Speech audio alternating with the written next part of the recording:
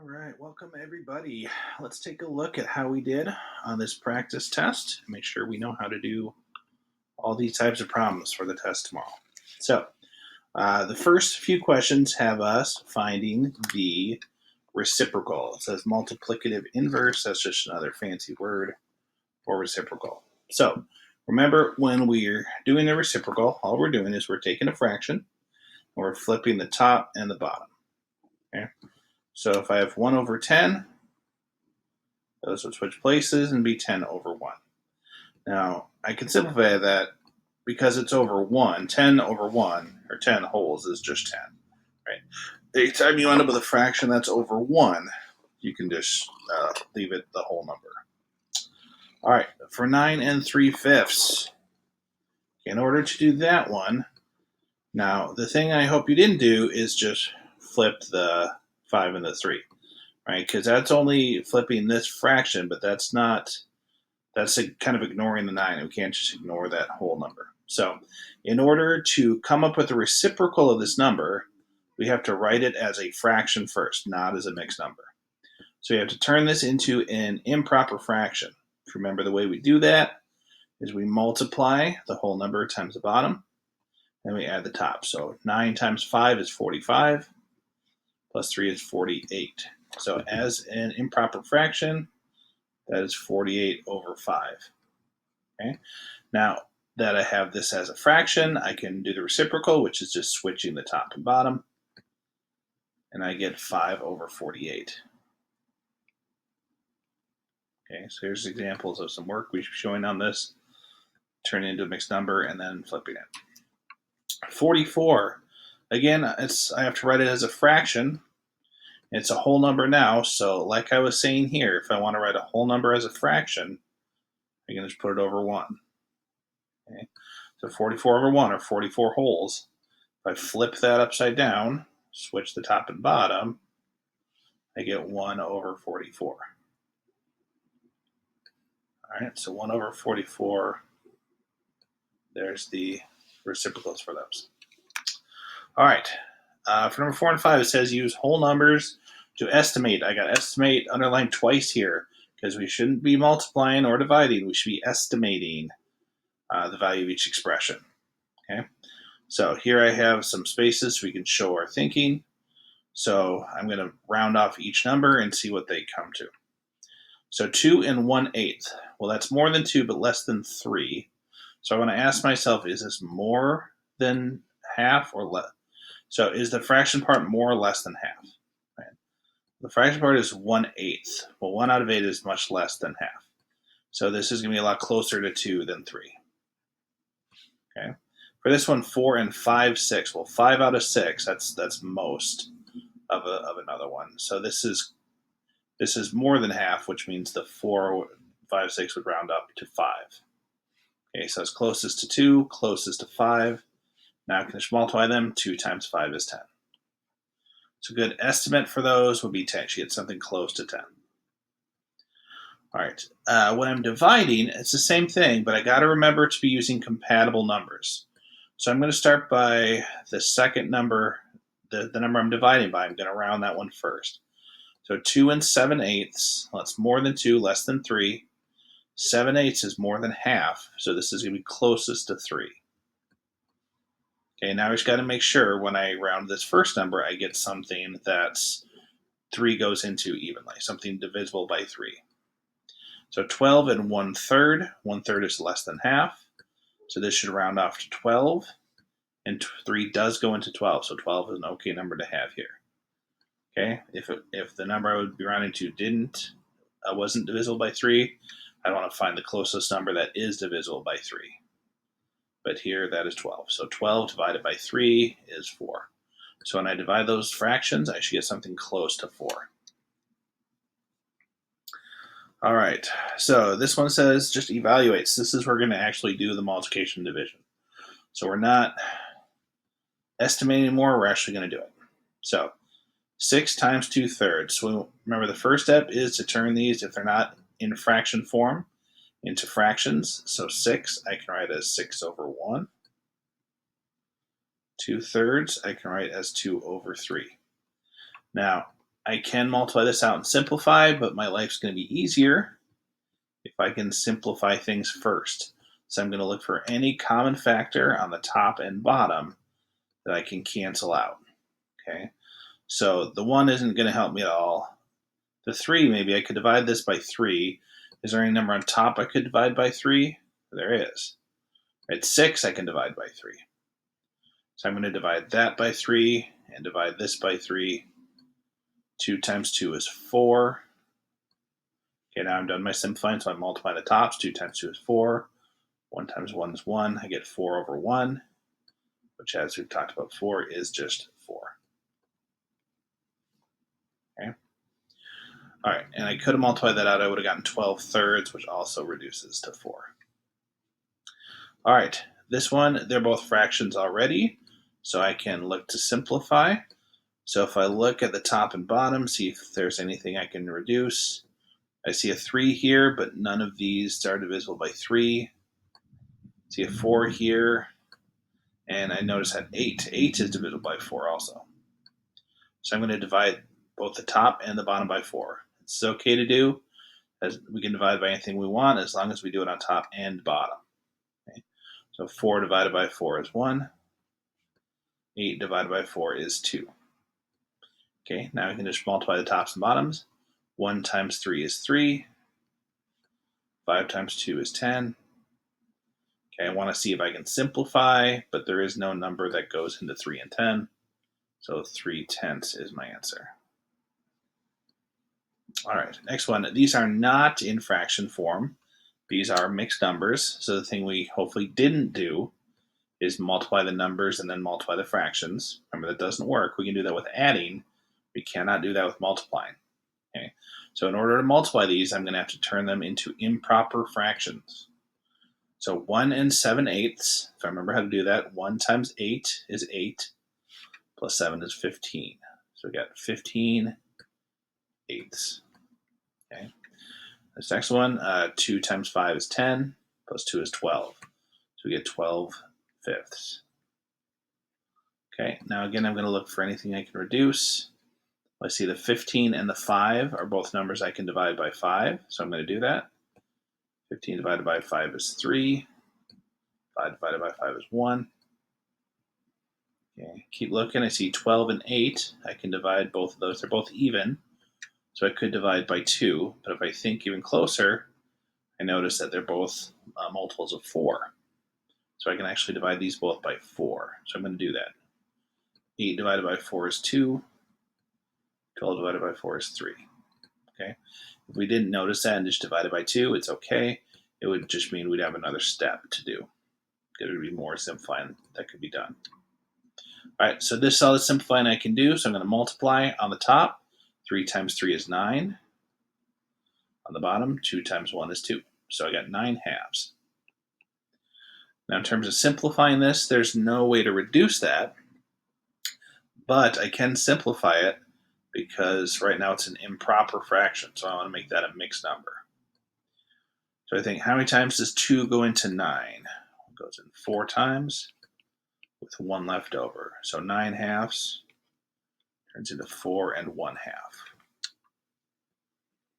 All right, next one. 6 divided by 1/4. So again, I'm going to write 6 as 6 over 1. So we got 6 over 1 divided by 1/4. And because we have division of fractions here, what we got to remember is keep, change, flip. So keep, change, flip means when we're dividing by something, we're going to change it to multiplying by the reciprocal. Okay. So 6, or 6 over 1. And actually, hold on, I'm going to back up, because I really actually don't need to turn that into a fraction because of what you're about to see.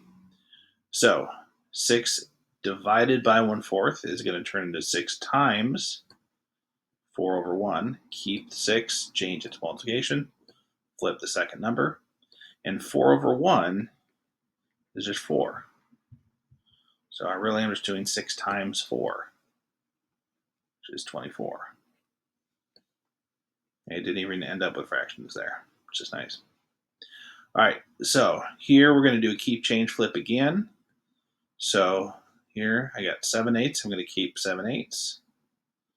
change it to multiplication, and flip. So 1/4, I'm going to change it to 4/1.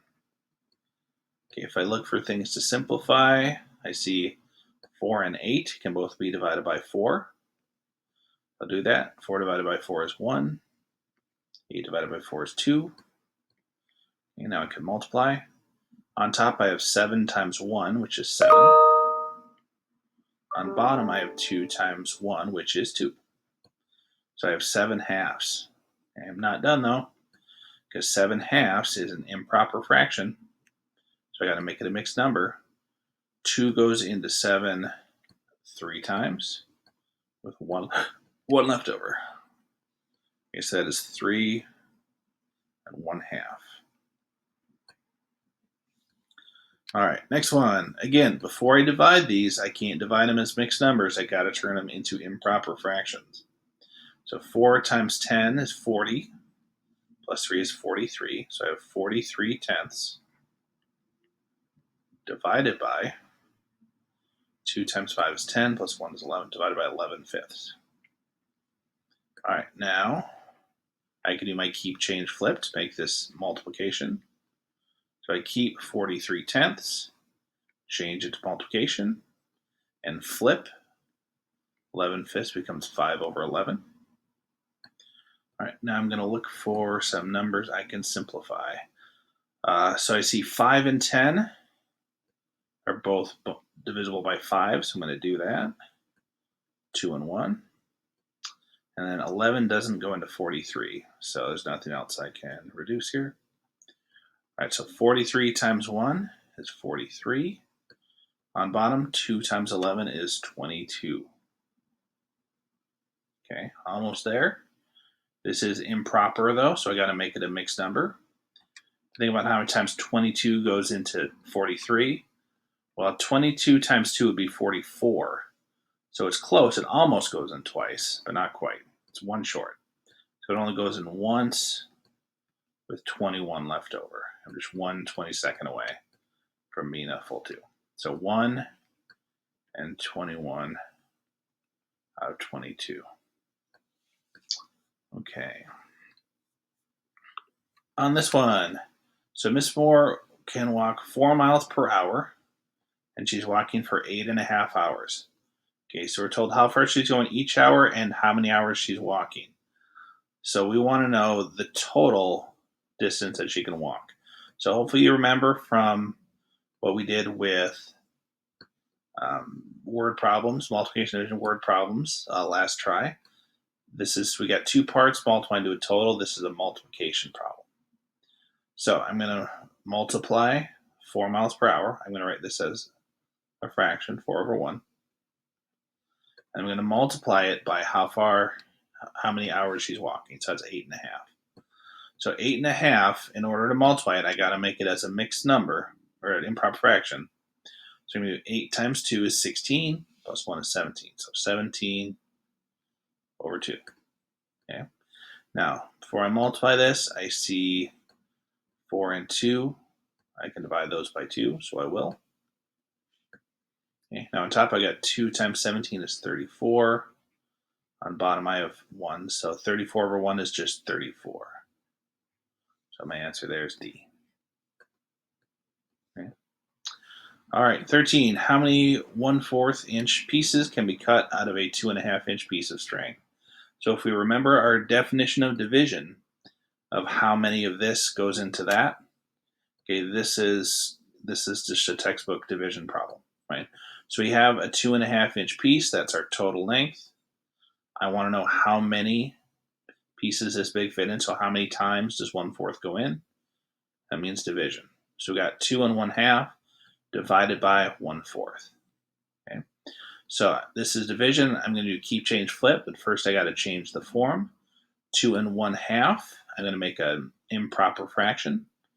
2 times 2 is 4, plus 1 is 5, so that's 5/2. Change division to multiplication, and then I'm going to flip 1/4. That's 4/1. So 5/2 times 4/1. I can simplify before I go, so divide those by 2. And I have 5 times 2 on top. 1 times 1 on bottom. So 10 over 1, which again, because it's over 1, is just 10. So I can get 10 quarter-inch pieces out of 2.5-inch piece of string. All right. 14. Joshua bought pizza for supper. He ate half the pizza, and then 4 friends showed up unexpectedly. He gave his leftover pizza to his friends to share equally. Share equally should make you think you're dividing. Okay, how much pizza will each of his friends receive? Well, he ate half the pizza, so he only has half left. So it's a half of a pizza to start with. He's dividing it among his 4 friends. So that means he's dividing that by 4. Okay, he's dividing that in 4 equal pieces to give to his friends. Okay, so I can do keep, change, flip. Divided by 4 is the same as times 1/4. Keep, change, flip. There's no reducing I can do, so I can multiply. 1 times 1 is 1. 2 times 4 is 8. 1/8. So each of his friends gets 1/8 of a pizza. Okay. All right, 15. Students are going to decorate 2/3 of the bulletin board. Photos will be on half of that portion. So I'm going to want to know what half of this 2/3 is. So anytime you see that word of, that should indicate multiplication. Is one of our key words. So what part of the entire bulletin board will be photos? So we have 2/3 that is decorated, and half of that means I'm multiplying that by 1/2. Okay, so I can do some reducing here because I see a 2 and a 2. I can multiply. 1 times 1 is 1. 3 times 1 is 3. Okay, hopefully it makes sense that half of 2/3 is 1/3. Okay, which is B. B is my answer there. Okay, it's always good to keep reasonableness in mind. Hopefully you can see we could have eliminated D from the beginning. If you're asking what part of the entire bulletin board, well, it can't be more than a whole bulletin board. It's got to be something less than 1. All right, 16. Our class won a $600 prize. That week, we spent 1/3 of the money on cookies. The following week, we spent half of the remaining money on pizza.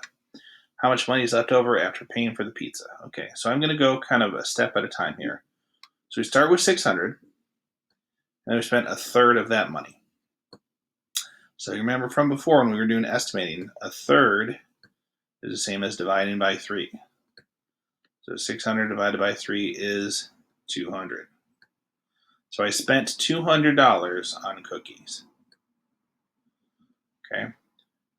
Now, I'm not interested necessarily in how much I spent, though. I'm interested in how much I still have left, because I'm going to be taking how much I have left and spending more out of it. So if I spent 200, I'm now down to 400. Okay, so after that first week, I'm down to $400. Okay, the following week, we spent half of the remaining money on pizza.